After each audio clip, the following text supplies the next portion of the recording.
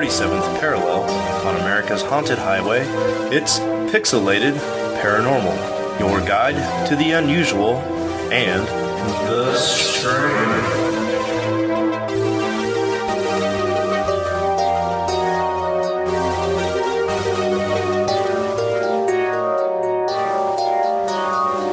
And here we are again, folks. Pixelated Paranormal, episode number 19. Whoop whoop. Whoop-de-doop. The first episode we are recording in 2017. Right, but not the first episode that's been released in 2017? Correctamundo, good sir. Yeah. So if you're listening to this, we survived and we made it to 2017. Who would have thunk we would made it to 19 episodes? Yeah, yes, no who would have shit. thunk it? Yeah, anything new and exciting for you guys in your lives? I play Legos now. Excellent. Rob has reverted back to the mentality of a 6-year-old.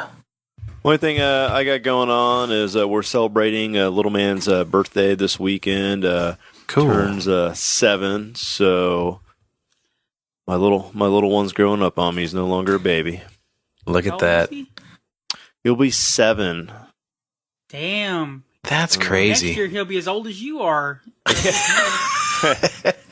I still got 1 year on him because technically I'm 8. So Right.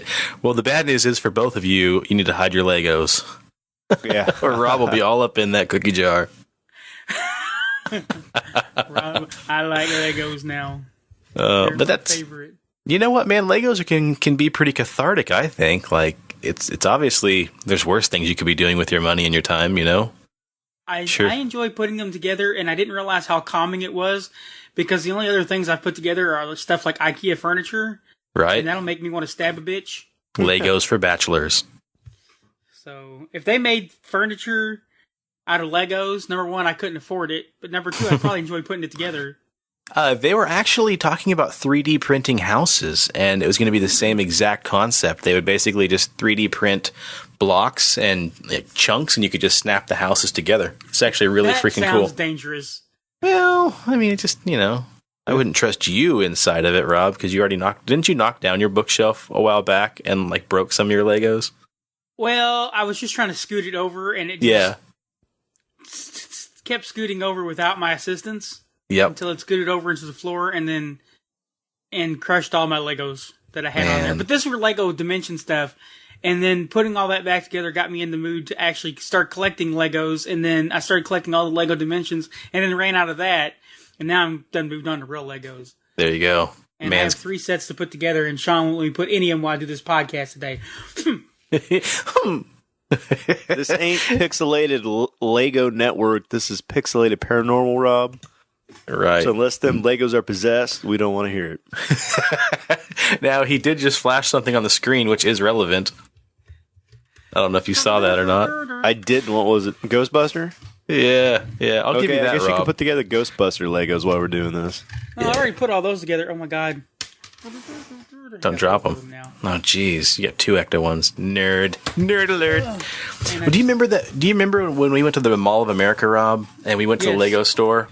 Yes. And the businessmen that would walk in that were accountants and, probably CEOs, and you get a little 2-quart cup for $10, and you can put all the Legos you can fit in it for a flat rate.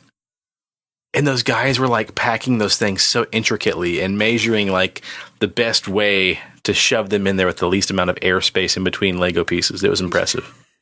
I want to go to the Lego store in Nashville because now that I'm collecting Legos, now I'm just jonesing to go. I'm looking for an excuse.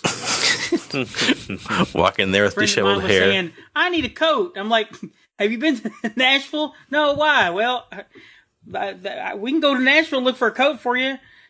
And then she's like, I'm not driving to Nashville to find a coat. And I'm like, oh, okay. Well, I was just looking for an excuse to go to the Lego store. So You're in the corner scratching your wrist. I just need a taste, man. Just a taste.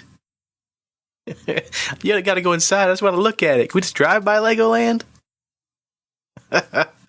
Oh, that's fantastic. Anyway, Well, we've done talked too much about Legos. No. Rob can never talk too much about Legos. But yeah, I think you're right. We should probably jump into the news. So, Preston, why don't you take it away? So the devil went down to Georgia. No, the devil went down to Arizona, or maybe it was an oddly shaped palm tree. Have you guys heard about the photo of the devil floating around on Facebook? No.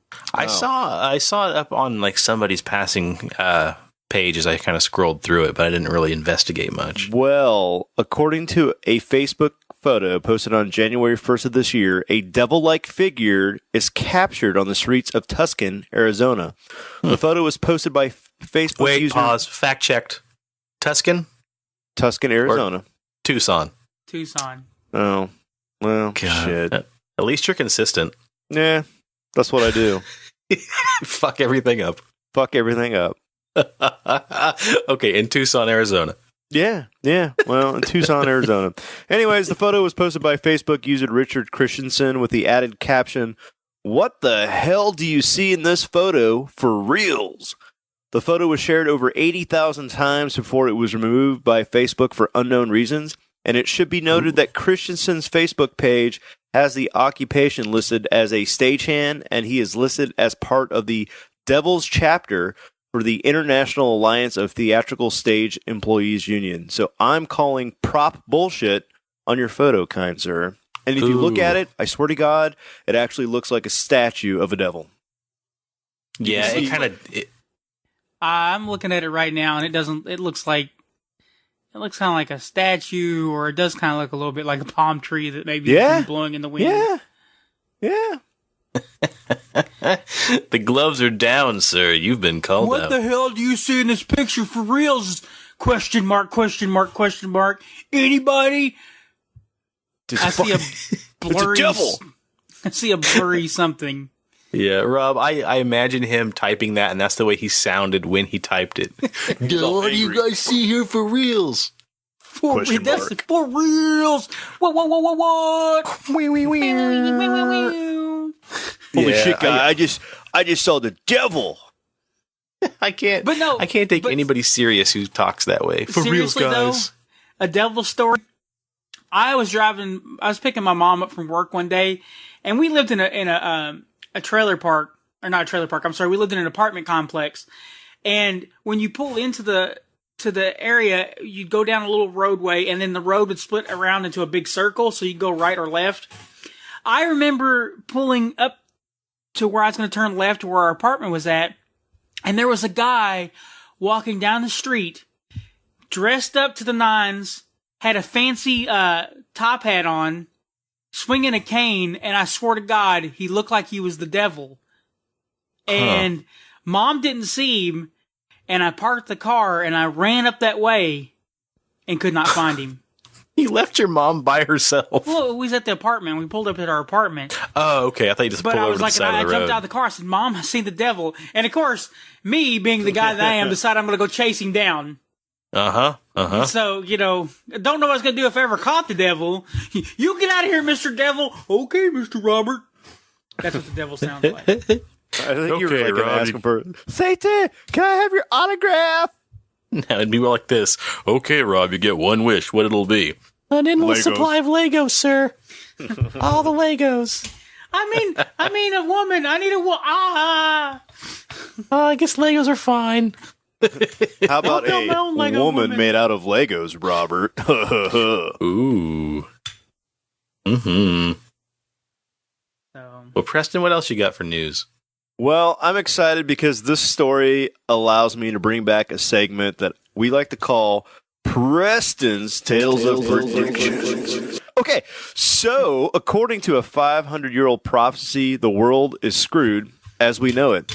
This prediction comes from who some like to call... that wouldn't have made it as catchy as a song.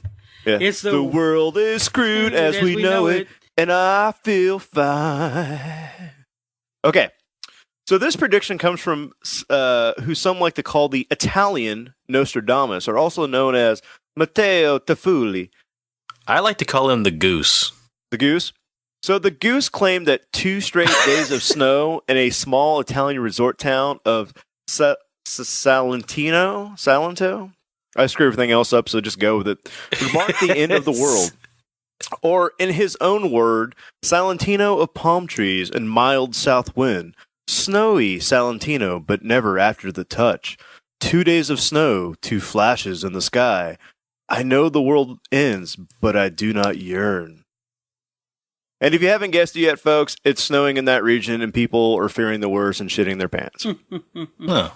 You know what? We've survived all the other end of the world predictions, so I'm pretty sure we're going to come out of this one. Don't we have a new one like every day, it seems like, or every year we have some new end of the world? Yeah. But listen, I would like to point out, though, that old blind Maba Baba bitch or whatever that we talked about a couple shows ago, I mean, she said that Barack Obama would be like the last president, right? And then you got this guy saying that the world's going to end in a couple days because 500 years ago he said this was going to snow 2 days in a row and it's snowing in this region. So I'm just putting 2 and 5 together and getting something. It's 7. 7. Holy shit. Math is hard. Poor bastard. For reals. For real? What do you guys see? Oh, awesome. Well, Roberto, why don't you news us for a minute? So I came across this story for Rob's Robots, and where did it go? I done lost it. Shit. Damn. What? Did you There check we go. under the Legos? AI expert David Levy says a human will marry a robot by 2050. So this man is predicting that by the year 2050, people will decide to marry their sex robots. He says a company called Abyss Creations plans to start selling new generations of high-tech sex robots, dolls that can actually speak and respond to touch. But he said eventually artificial intelligence will get so high that they can actually speak with us, communicate with us, have what seems to be emotions. And he says that my favorite line is, there are millions of people out there who for various reasons don't have anyone to love or anyone who loves them. Robert Wood is one of these people. And for these people, I think Robert's robots are going to be the answer. That's right. Robots are going to be the answer. Yeah, robots. So, yeah. Rob, would you like to touch my circuit or put together the Legos today? Oh, put together the Legos, Rob. You do so good. At this rate, I'm pretty sure the robot would turn me down. Sorry, I have a headache. You don't even have a brain. That's not fair. You shouldn't talk to me like that. That's not what I mean. You literally don't have a brain. That's abuse. That's abuse. Oh, God. Oh, God. Rob does not compute. Some skeptics point out that the uncanny valley, the theory that humans are naturally predisposed to be uneasy with robots that seem nearly but not quite human, would probably deflate this theory, but I don't know. I think if you start living with robots, eventually you're going to get over that uncanny valley feeling. I'm sure they're kind of creepy now. Yeah. You know, when you see the ones that are talking and just like the head floating there. But I think a lot of that is because it's a floating head there just talking to you. And I think that's where the unnerving comes from. Show me what you got. I mean, they're saying that eventually you could have a designer robot that looks like Scarlett Johansson. And then you could have sex with it. And then why would you want to not marry it? Shut up and take my money. But then they're also worried about robot rights. Which is it just gets weird. You know, social justice warriors are going to, robots have rights. They have feelings programmed in them. They don't like having sex with you, fatty. No. God. Brutal. Then we're going to have robots burning their bras, burning their motherboards. They have rights. Oh, man. Are you going to talk about that chick who's going to marry hers? That story that wasn't part of the story that I read, but some French woman is going to try to marry her robot or something. I didn't really pay that much attention to it. She's quoted in saying, "We don't hurt anybody, we're just happy." And yeah, a French woman has revealed that she's in love with her robot and determined to marry it. She says that her partner is called Inmovator, and she was 3D printed by this French woman and has been living in tandem with this robot for, I think, about a year now. And she says she's proud to be robosexual. We don't hurt anybody, we're just happy. Now Lily is reportedly engaged to the robot and says they will marry when human-robot marriage is legalized in France. However, she has declined to say whether she and Immovator have a sexual relationship. She did Lily. say down here that she was sexually attracted to robots at the age of 19 because she dislikes physical contact with people. So, I mean, I guess I could understand that. There are people out there that just have that awkward feeling of being in contact with people. And it doesn't say if she has any Asperger's or anything like that. Because sometimes that could affect that as well. So, I don't know. Sure. Yeah, she's trained to be a roboticist, and I don't know, man. I don't know. It's weird to be attracted to that kind of stuff, and like it's hard for me to say that can't be normal because I'm not attracted to it. But there was a special about a guy who had the hots for his car. Oh yeah, on that TLC show. Yeah, he called it like Chip or something. It was that red Ford Focus. Yeah, getting under the hood and rubbing up on it. Like, he said like he was out there one night and he started pleasuring himself in the driver's seat, and soon he moved around to the back and started kind of just probing different orifices of the car. And his dad caught him. Well, it's funny sometimes how you can discover fetishes that you didn't know that you had. And one of them that I discovered recently that I'm like, that's kind of interesting fetish is, everybody talks about like fantasy creatures and stuff like that. And you're thinking elves and stuff. Yeah, I could see somebody being sexually attracted to the artwork of elves and stuff. But browsing YouTube one day, I came across a game, one of these little Japanese porn games where the character got into a sexual relationship with a slime girl, like a girl made out of slime, like the Dragon Age, Dragon Quest slimes or whatever they're at. But it has boobs and stuff like that. And I was like, it was kind of like, that's an interesting fetish. I was like, I'm kind of into this. So I mean, if slime girls existed, I mean, who knows? Huh? Maybe I would have sex with a slime girl. Now, do you want me to cut that too, or do I leave that? No, you leave that in. If it's going to go at the end of the episode, if it's not going to stay where it's at. But I was like, that would be just as a fantasy. Speaking of, like, hey, although there's not enough slime girl fan fiction out there. Well, to really wet my whistle though. It's really bland right now, so I'm hoping in a few years that works out a little bit. Kind of a dry spell, huh? Yeah, well, you can't be a dry spell when you're dealing with slime girls, but I mean, just thinking that this woman that can mold herself to look like anything. Yeah, and Scarlett Johansson, maybe. Yeah, see, and then she can also just tighten around you because all she is Jello. Man, what fat guy would want to fuck really Jello? Strange.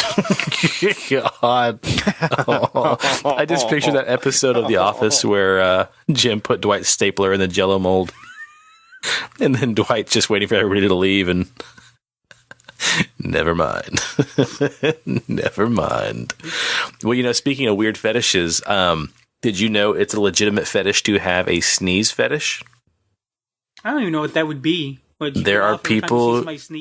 I guess there are people who are turned on by sneeze porn, and there is also a hiccup fetish. People who are turned on by. I don't know. I don't understand. That. Yeah, I don't know.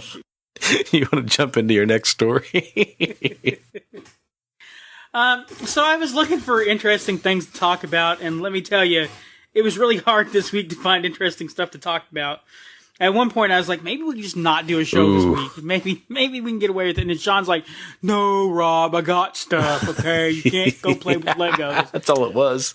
And I'm like, fuck, man, I wanted to go play with Legos. And I'm cussing way too much, so. You're enthusiastic about Legos, man. That's cool. I don't know if you guys remember back in 2011, Joplin, Missouri got hit by that F5 tornado. Yeah, I remember that. It's a very... And it's got Joplin's kind of like in between. Right, the Precious Moments Chapel is there, actually. Yes, sir. Really? Been there a couple times. Well, here's something that's pretty interesting about that, and that may actually have something to do with this. There were cousins that were in a truck when the tornado hit, and it flipped the truck over. And if I read this right, it sounded like one of them got kind of pinned inside the vehicle, and the other one had kind of got kind of pinned outside of it, maybe.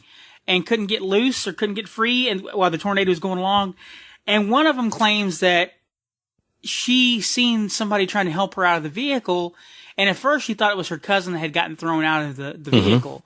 But she said when she looked at this person, she realized that they had butterfly wings. Huh. And they were helping her out of the vehicle, and they also helped move the truck or whatever to get him out from underneath of it. I'm not 100% sure. I just read that story like once today. So I didn't want to read it here just verbatim. Yeah, it says Lillard was pinned inside, but they both saw the same thing, people with wings. According to a story in the Joplin Globe, a hand touched Lillard's shoulder as she lay in the wreckage of her grandparents' vehicle. She thought it was Grigsby, but when she looked, it was something the church-going child didn't expect, butterfly people. One with brown hair, the other with blonde. She told the Globe it was kind of calming. Now, it's kind of weird because you would think somebody was a church-going person. What would you describe if you've seen people with wings and in the middle of something like this? You would think of angels, so it's kind of odd that she would go with butterfly people. So to me, that's almost like saying that, hey, what I seen didn't look like an angel. It actually looked like something else. Huh. And so, but see, that's not where the story ends. Several people, all children, in Joplin, Missouri that day, seen the same people try to save them. There was a story in here where a boy was inside of a car with his dad, and the car is rocking back and forth, and he thought it was going to fly away, and his dad was freaking out, but the boy was calm, and he said, "Dad, don't worry. The butterfly people are holding the car down." And he said that he could see two people, one on each side of the car, pushing down on the car, holding it down while the wind blew and whipped it around. And the car never got lifted off the ground, even though it was throwing other things around. Weird. But the stories didn't end there. More people, always children, and from all around the city reported seeing the same thing.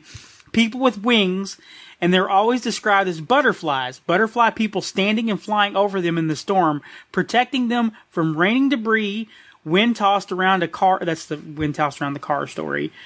But another car account has a 4-year-old claiming two butterfly people. No, that's a different one. Sorry. Oh, you're good. Protecting them from raining debris. Wind tossed around a car of a man and his daughter, but the little girl wasn't afraid because butterfly people were sitting in the car with them.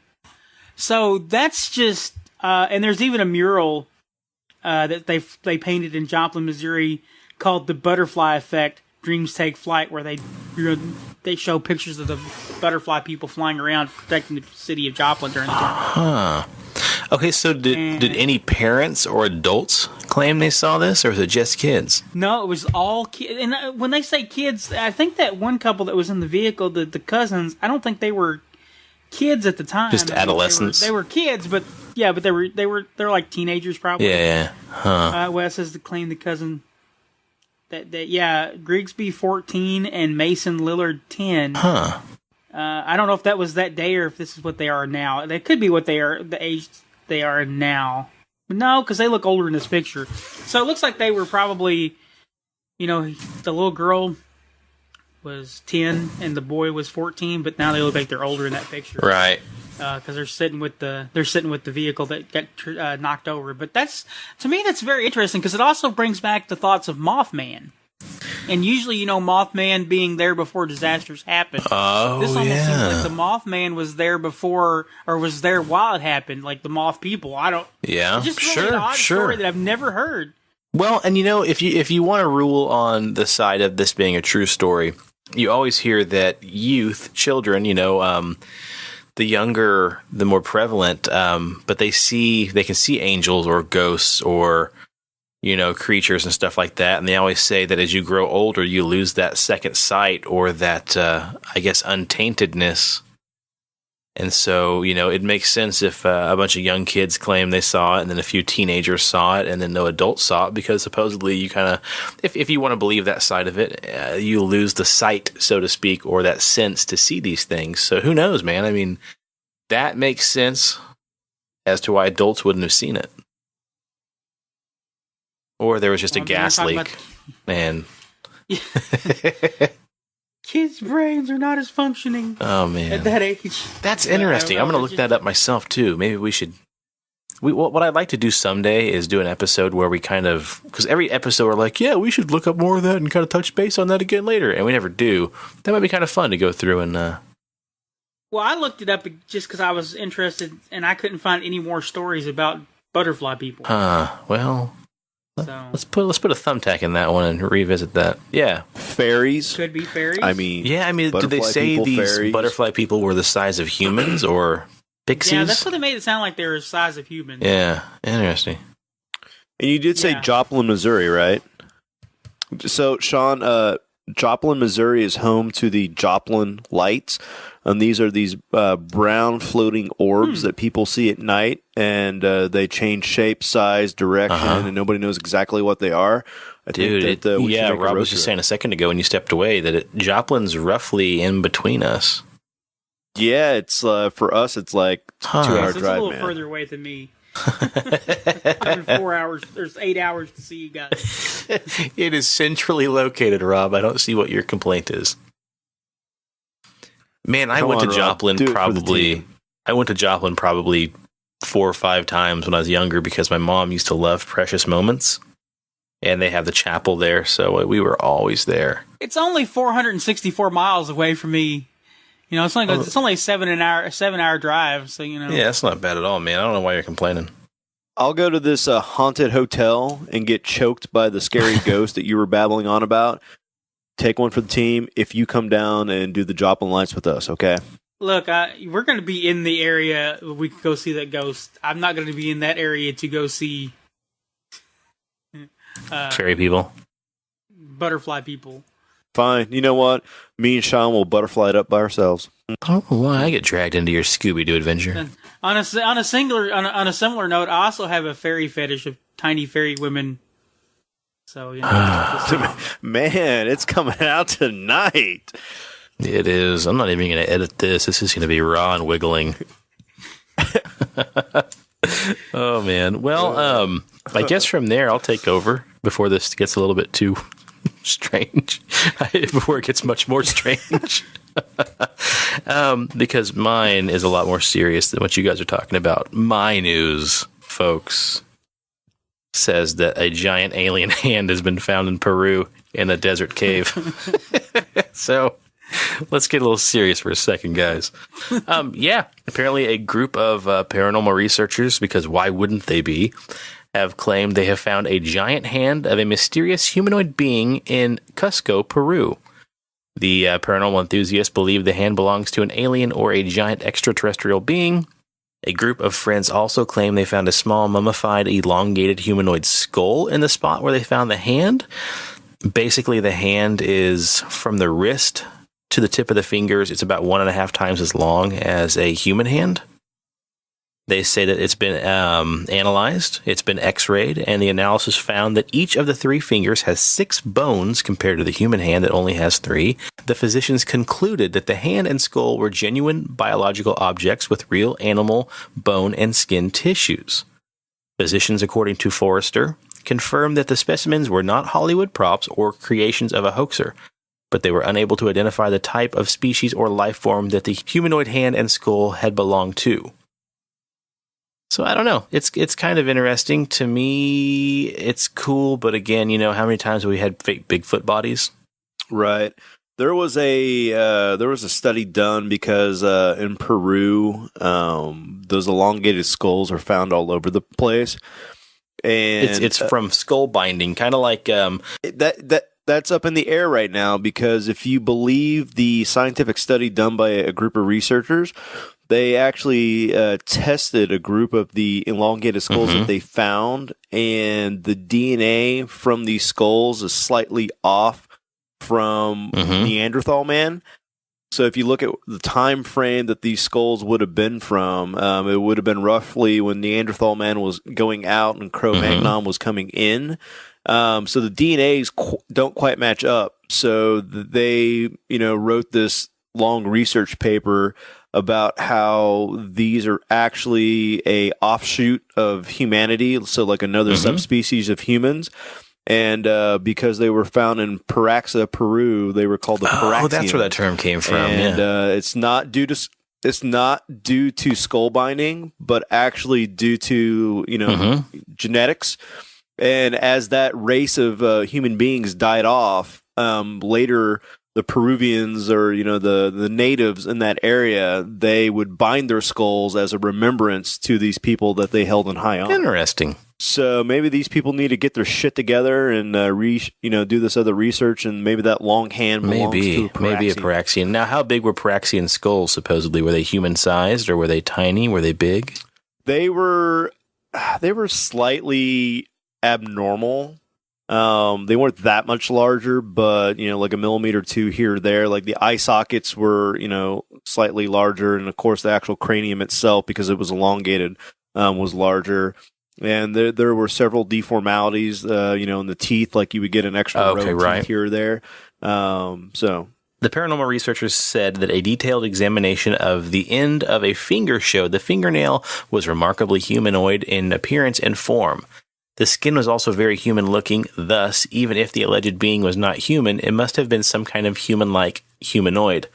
X-ray analysis also allegedly confirms the skin and bones had characteristics that are mammalian in nature.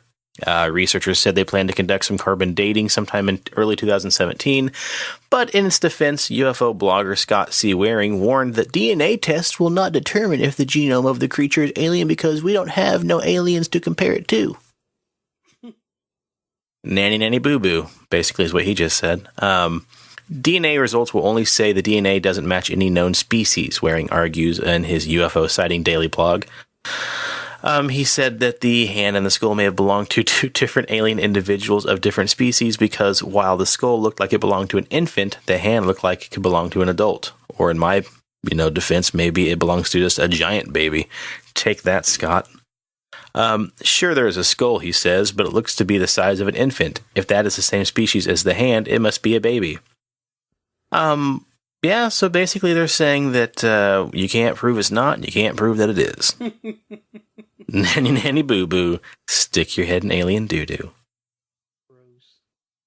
Yeah, head binding is basically involves the application of steady pressure and tight bindings, and it causes the skull to kind of get elongated and squished towards the top, almost like a cone head in a way. Just like I don't know if this is the proper term, but like Chinese foot binding, where they would bind the feet of women and children. So same exact thing. So I mean, it's not like the Peruvians were the only ones who did this kind of body modification. So, and actually in like Africa, you find that a lot of the tribes in Africa would do it too, and they would say that they did it because they were trying to look more like the gods, so to speak. And some of the royal Egyptian family actually had elongated skulls.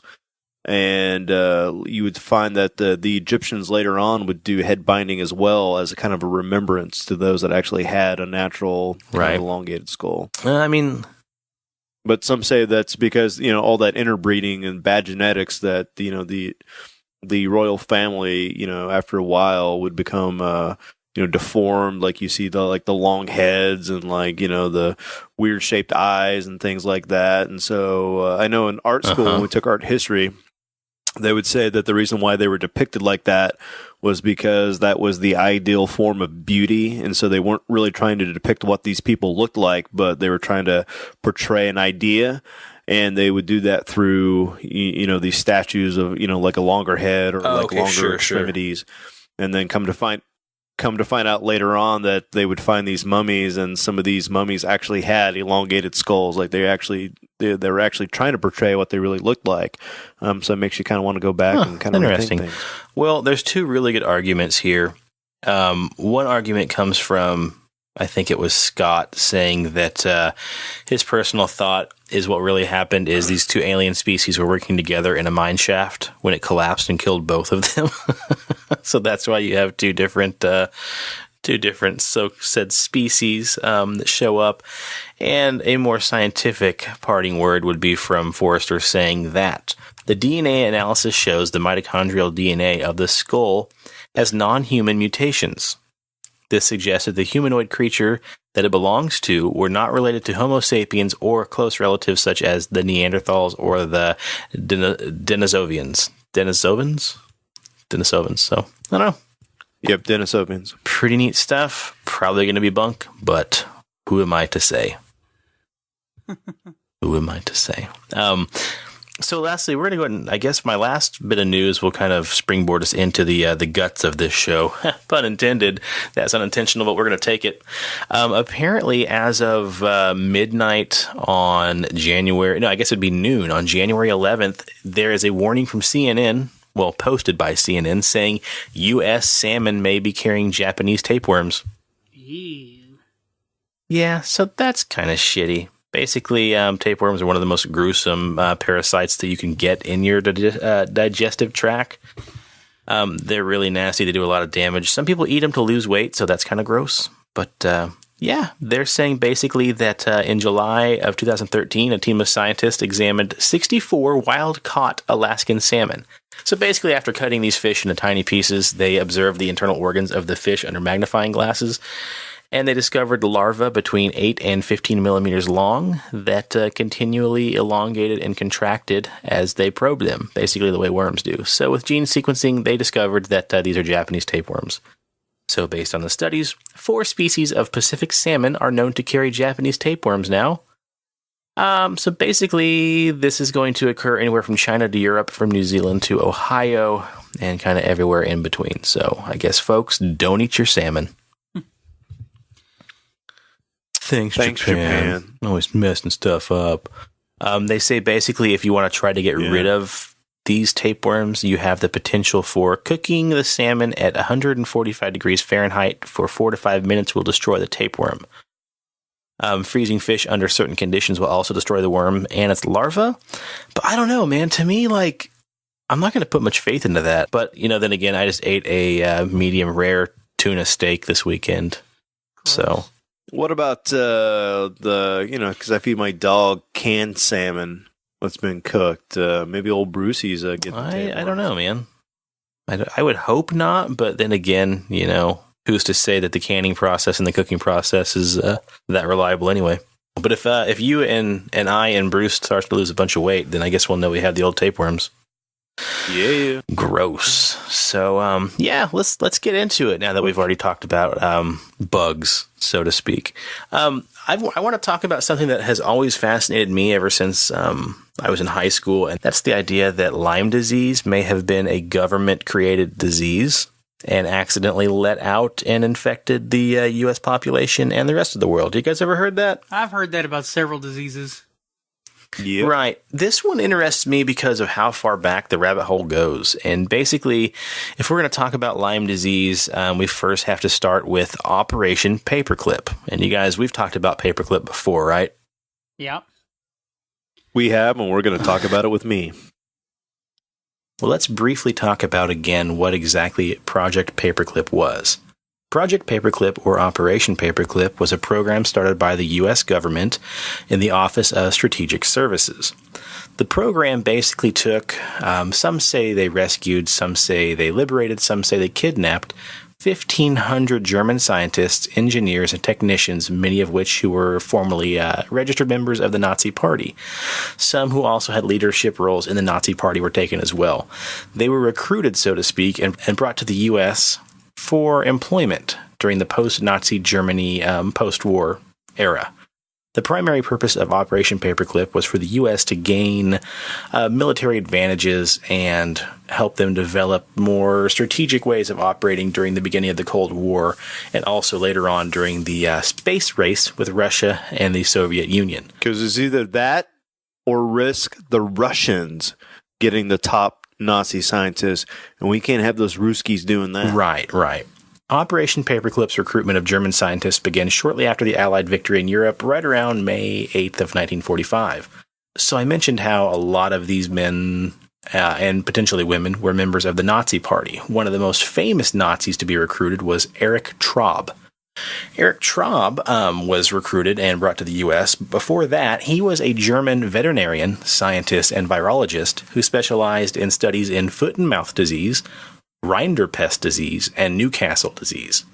He worked directly for Heinrich Himmler, the head of the Schutzstaffel, or the SS, as the lab chief of the Nazis' leading bioweapon facility on Reims Island. While he was there, he was involved in many missions to develop biological warfare that would target livestock instead of the actual people populating the area. The idea basically is that if you could infect livestock and local animals that lived in the area instead of the people, the virus or disease could spread naturally through the ecosystem, and they would be none the wiser to realize that it was actually a man-made enemy attack. And this included infecting local cattle and wildlife like reindeer with foot and mouth disease. So during Traub's World War II handiwork, he was especially interested in aerial virus sprays developed on Reims Island. And he tested a lot of these over Russia, and some of the field work he did for Heinrich Himmler was done in Turkey. A lot of his colleagues conducted similar experiments infecting bugs with different diseases and dropping these live beetles they used from planes over, again, areas like Russia and places in Turkey. Traub was rescued from the Soviet zone of Germany after World War II and taken to the United States in 1949 under the auspices of working for the U.S. government in program Paperclip. And they were going to exploit all of his post-war science knowledge from Germany and help them and try to deny this knowledge from the Soviet Union. So while on the island working in Operation Paperclip, Traub and also other U.S. scientists and other Nazi scientists discovered that infecting ticks with different diseases may just be the best vector they could use to help deliver different diseases to local wildlife. It's really smart because they're small, they were very undetectable to the naked eye, and so they decided that that would be their weapon of choice to start infecting ticks. So one source says, while working on Plum Island in the 1950s, they recall seeing a lot of animal handlers and scientists releasing ticks outdoor on local wildlife on the island. They referred to Traub as the Nazi scientist, and they say when he came in 1951, they were inoculating ticks, infecting them with the diseases, and a lot of Dr. Traub's former handiwork kind of went hand in hand. So yeah, they started doing experiments infecting local wildlife on Plum Island with different diseases, one of which may have been Lyme disease. And we'll get back to that here in just a minute, but let's kind of draw on a little bit more about Plum Island real quick. So Plum Island itself was located on a small island just off the coast of Long Island in New York State. The Plum Island Animal Disease Center of New York, or also the PIADCNY, that's a mouthful, is located on Plum Island and owned by the United States federal government. The facility there is dedicated to the study of many animal diseases, mainly due to the response that the U.S. had to have when we started seeing a lot of diseases spreading through Mexico and Canada and in North America. It kind of set off some alarms, and we decided, hey, maybe we should give this research facility to the agricultural department and let them do some studies about foot and mouth disease in cattle. Since 1954, the center has had one goal of protecting America's livestock and animals from local diseases. During the Cold War, a secret biological weapon program targeting livestock was conducted on the site, subject to many of the controversies you might hear about Lyme disease. The center is comprised of about 70 buildings located across 840 acres. Plum Island itself has its own fire department, its own power plant, its own water treatment plant, and also its own security. Any wild mammal seen on the island now has been ordered to be killed to prevent the possible outbreak of foot and mouth disease, among others. So basically, no wildlife is allowed to be on this island now. If they see any kind of local animals, they are ordered to kill it and get rid of it. However, contrary to that statement, Plum Island has also been named a very important bird area by the New York Audubon Society, saying that it has successfully attracted many species of birds not normally seen in the area. So I don't know. Maybe that could mean they could be testing more diseases on birds. Who knows? Maybe that's where the aerial flu came from. It's said that on Plum Island, they have studied over 40 foreign animal diseases and several domestic diseases, including hog cholera and African swine fever. They run about 30,000 diagnostic tests each year, and they operate on a biosafety level of number 3 for all you science nerds out there. I have no idea what that means, but it's probably pretty damn important. It says the facility's research program includes developing diagnostic tools and biological vaccines for foot and mouth disease, among other diseases that infect livestock. So yeah, by now you probably guessed it. It's pretty important to protect our pork, beef, and other edible animals. Now, here's some fun tidbits of information for you. Plum Island's freezer also contains live samples of polio and other diseases that can be transferred from animals back to humans. A scary thing that's happened back in 1991, during a hurricane, the center's freezers were actually threatened to be taken down because of a power outage, which basically means all the important diseases like polio could have basically spread if the power had gone out long enough, and there could have been a disgustingly nasty outbreak, similar to the outbreak that happened in the 1970s. So it's been recorded that, supposedly, in the 1970s, a group of children and some adults in the city of Lyme in Connecticut and part of the surrounding areas were suffering from puzzling, debilitating health issues. The symptoms in their claims from the 1970s say that they had swollen knees, paralysis, skin rashes, headaches, and severe chronic fatigue. After visiting several doctors and hospitals in the area, most people were left without an answer as to what was ailing them. Come to find out, it was actually Lyme disease. Now, I mentioned earlier how ticks were being infected with different diseases and being let go on the local wildlife on the island. Unbeknownst to the government, their little plan with the ticks weren't quite as controllable as they thought, and somehow, one way or another, it's reported that a tick or two or several got off the island and found their way on the mainland, thus causing the disease to spread in the 1970s. It's theorized that on the island, they let a lot of infected creatures, local wildlife, roam the island before they decided to kill them. So it'd be somewhat contained in the aspect that they're on the island, but however, we all know that when you go camping, ticks will jump off of a deer or a squirrel or whatever, or out of a tree onto a human host. So all it would take is basically one or two ticks to jump onto one of the hosts, probably somebody who helped make the disease.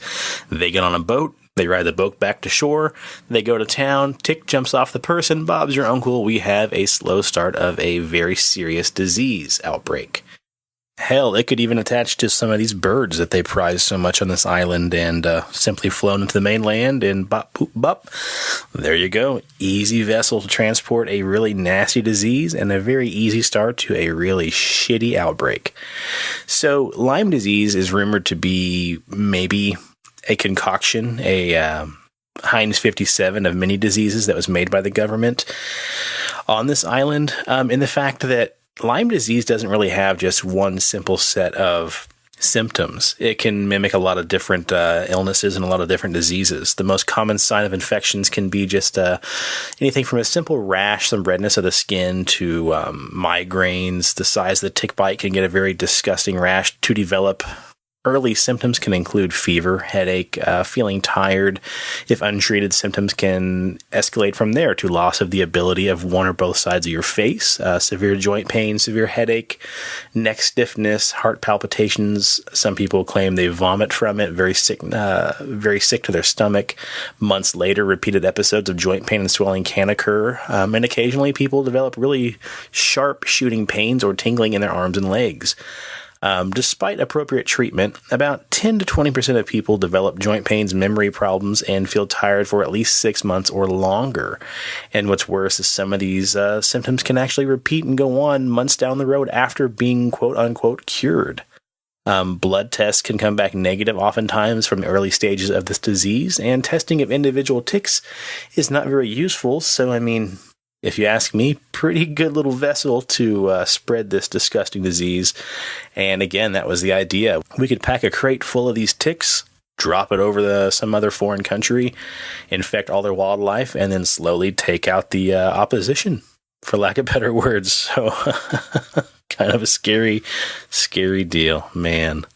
So basically that's Lyme disease, Plum Island, and Project Paperclip in a nutshell. If you want to read more about this, you can. There's a book by Michael Carroll called Lab 257, The Disturbing Story of the Government's Secret Plum Island Germ Laboratory.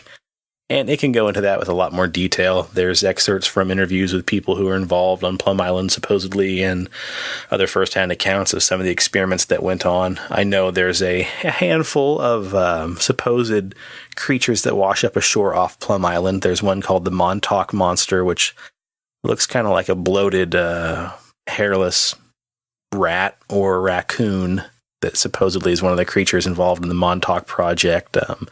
They say there's a lot of really gross experiments being done on human beings and other animals and whatnot, but I don't know. Probably look at this some more and see what else we can find out about Plum Island. But yeah, I always thought that was very interesting. You start off with some Nazi scientists and you think you're developing some kind of disease to use on foreign enemies, and next thing you know, it gets into the pocket or the clothing or on the back of some guy's head. He takes a ferry back to the U.S. and accidentally unleashes this thing across the board. So kind of a gross deal. One more little note I can throw in about bioweaponizing bugs is the theory of insects of all types can actually be used if they're especially a biting species as some kind of disease-carrying vector in biological warfare. Germany, Japan, Britain, and Russia have all conducted experiments using insects during the Second World War. The Japanese even used such insect-borne diseases against soldiers and civilians in China. This is one reason that President Franklin Roosevelt and the Secretary of War Henry Stimson ordered for the creation of an American biological warfare program in 1942. Japan cooperated with former scientists and experimented with infecting many insects such as lice, mosquitoes, ticks, fleas, and spiders, and other beetles to carry a wide variety of diseases from cholera to meningitis. So kind of a scary deal, and it's kind of shocking. All right, Preston, why don't you take it away and tell me about your Nazis, because you actually coincidentally had Nazi stuff to talk about as well. I did. So I've always been interested in the story or the myth behind the bell. And the bell was supposedly this Nazi, what they call the Wunderwaffe, or the wonder weapon. So we're going to talk about the origins of the bell. The bell was a machine that produced a high-frequency current with counter-rotating magnetic fields and a strange substance that was called Zerum-525, which was used in its operation.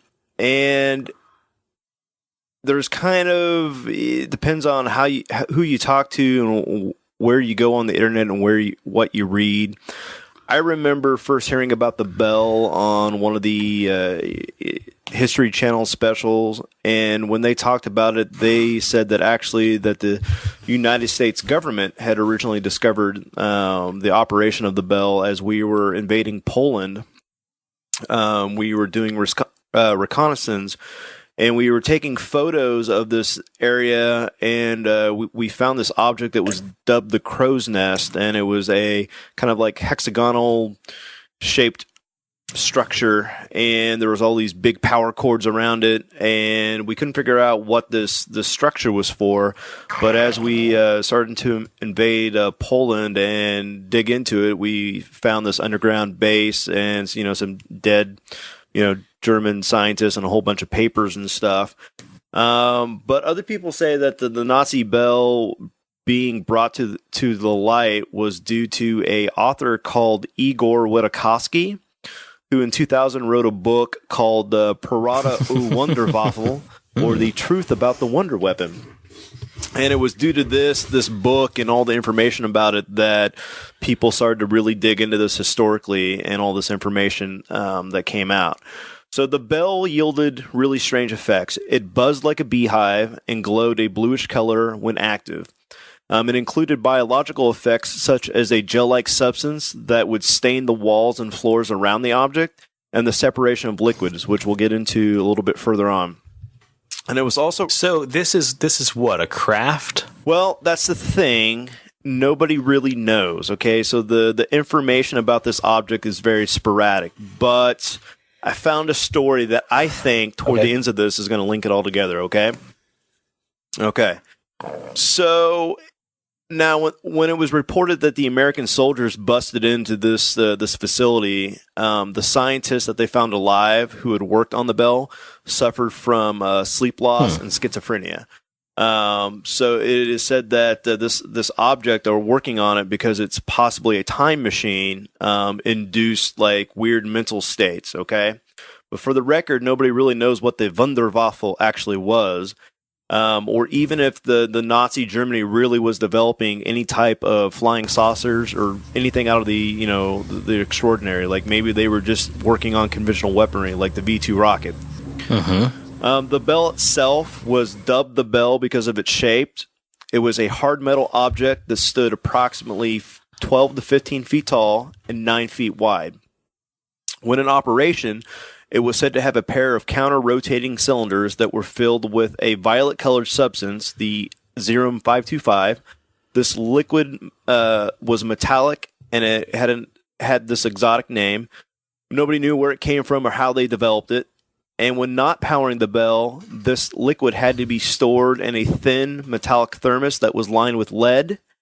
However, there was another metallic liquid that was stored in the bell called lichen metal or light metal, and it is theorized that this was used as some sort of lubricant for the working parts. Now, early testing of the bell was said to be catastrophic. It emitted strong radiation, poisoned some of the scientists. Like I said earlier, it caused some of them to go insane. When activated, the bell was described as having an effect zone of 490 to 660 feet. And within this zone, crystals would form in animal tissues, blood would gel and separate, and plants would decompose into a grease-like substance. Now, there was stories throughout Germany of like concentration camps that were built by Polish concentration workers, and they would say that the Nazis were working on this saucer-like object, and when they would turn it on, it would hum. And in one case, when they were trying to work on the engine, the scientists didn't have something quite right and it wasn't quite tweaked. And when he turned it on, it turned him into this weird gel that stained the walls of this test facility. Maybe I'm not interested in slime girls anymore. So that kind of links it back to this bell, that maybe the bell was kind of an engine for the Nazi flying saucers. Now, a lot of people say that what the Americans dubbed as a crow's nest, that hexagonal structure was just like the bones of some type of like tank or like a tower or something. But we were checking this out for the longest time, and we were flying over this, and they say, well, maybe it's just the bones of a cooling tower. Well, the whole entire time that we were checking this out, there's no records of a cooling tower being there, and we don't have reconnaissance photos of a cooling tower being there. And in that region, this facility was known as Die Reis, or the Giant. And there were two bells. There's records of two Nazi bells being in production. And one of them was dubbed Ju 190, Ju 190. Wow. And the head Nazi scientist, Hans Klammer, who was in command of this project, when we were going into the crow's nest and seeing what was going on, there were reports of this humming noise and this flash of a bright blue light. And then the bell, whatever was there, just disappeared. And there was no trace ever found of Klamner. Like, he just disappeared with the bell.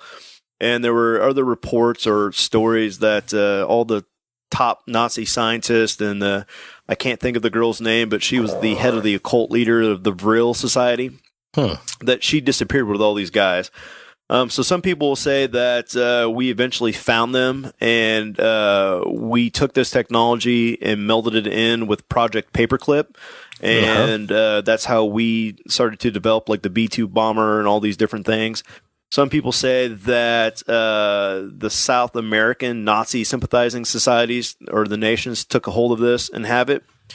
Or some 2 decades later in rural Pennsylvania in a town called Krecksburg, when on this night from Ohio to Canada, all these different cities and states reported seeing this object crack through the sky, and there's all this hot metal debris flying all over the place, and all of a sudden this little farm community, which kind of has Krecksburg, kind of a German sounding name, this fucking bell crashes into the forest, and these farmers go out to investigate it.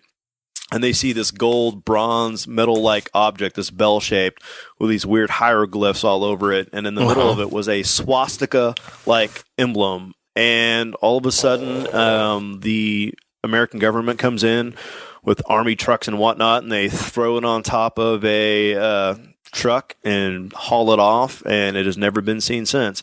And the Krecksburg incident is considered Pennsylvania's Roswell. Huh. Now, if we want to believe that the bell is a time machine and that the Nazis used it to go back in time, people theorize, well, if that happened, let's say the Nazis actually used this as a time machine and they went back in time, why aren't we all speaking German now? Duh. Well, some people believe that it's impossible to actually travel back in time because we've already affected our current timeline. Oh. However, we could affect an alternate timeline. So by going back in time, you're going back to an alternate dimension that's still accessible, and that they've affected that dimension. And if we remember the Philadelphia experiment from Preston Nichols, that there was a head Nazi scientist who had worked on the bell, who gave them their time warping technology, and that's where we got it from. Huh. So, there you go. That's crazy. I didn't know anything about the Nazi bell, other than I thought it was a UFO that was shaped like a bell. No, we don't know exactly what it was. We do know it turned people into goo, and it had a really kick-ass name called the Wunderwaffe. So Wunderwaffe. Do you know what the Wunderwaffe. German word for flamethrower was in the SS?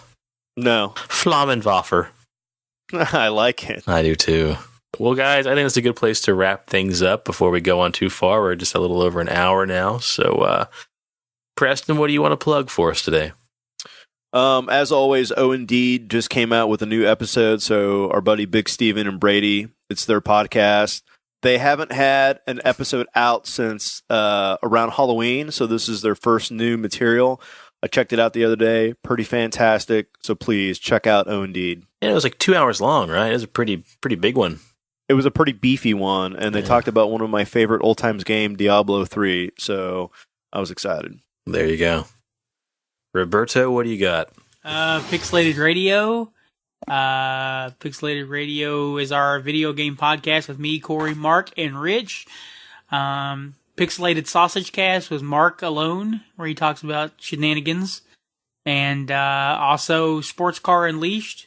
You can find that podcast. That's Rich's car podcast. It's not on the Pixelated Radio Network, but we love Rich anyway.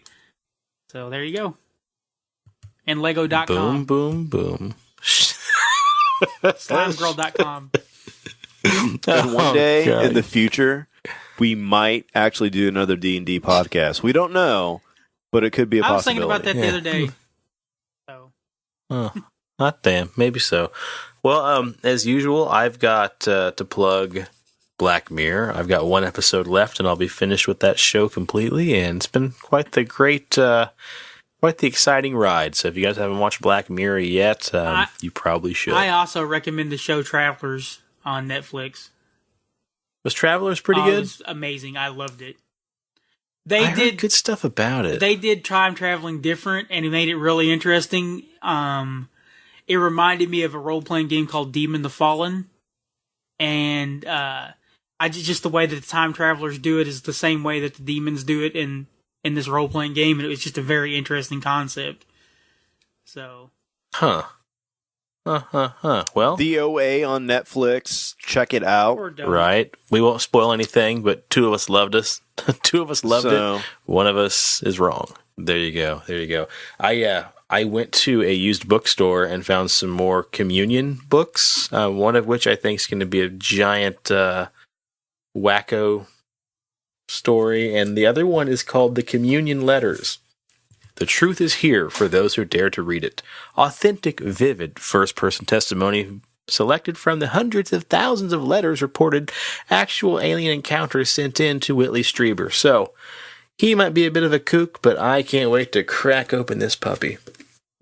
We like batshit crazy. We do. Here's what's cool, though, about this, man. I told you guys I went to the bookstore and I bought these.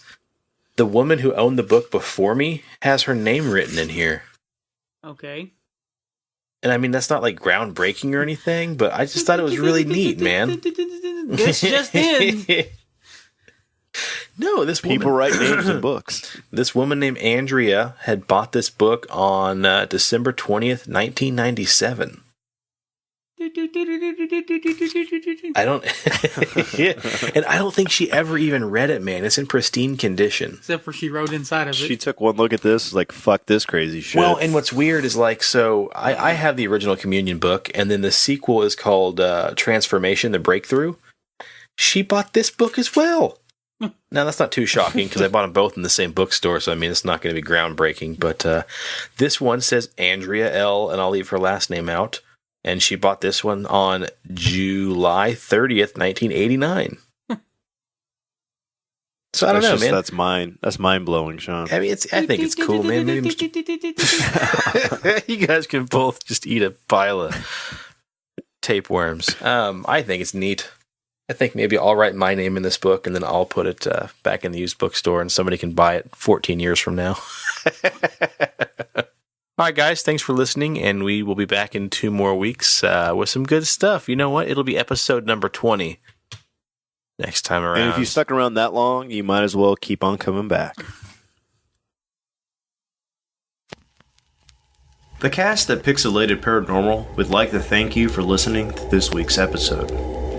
Pixelated Paranormal is here to tell you tales of the fantastical, the strange, the unknown. Tales that will move you a little further down the paranormal highway. If you'd like to share your own listener story, we would love to hear it. You have 2 ways. 1, email us at pixelatedparanormal@gmail.com. Again, that's pixelatedparanormal@gmail.com. If you'd like to leave us a voicemail, we have that set up too. Dial us at 707-523-4263. Again, that's 707-523-4263. We'd really love to hear from you. Again, thanks for listening to this week's episode of Pixelated Paranormal, your guide to the unusual and the strange.